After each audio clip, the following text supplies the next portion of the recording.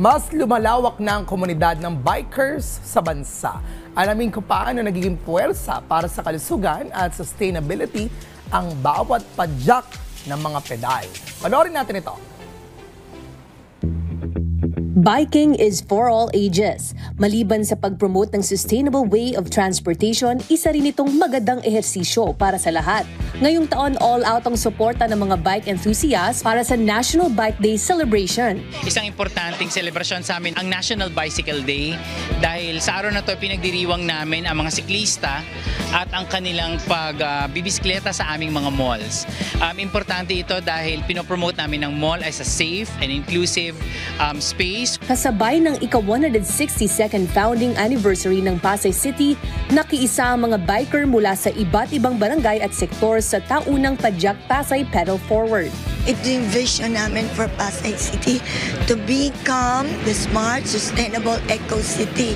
At ito talaga kailangan para magkaroon ng clean air, walang pollution. Bukod sa pagiging eco-friendly transport option, malaking tulong ang biking para mabawasan ang carbon footprint ng lungsod.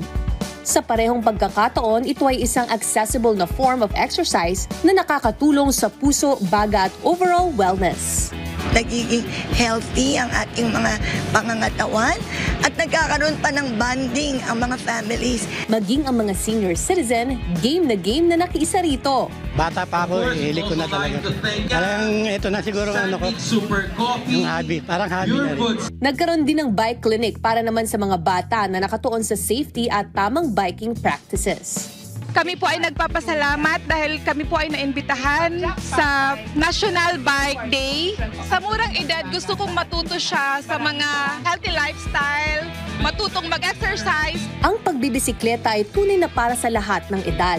Simpleng libangan para sa iba, pero malaking bagay para manatiling fit, masigla at socially connected.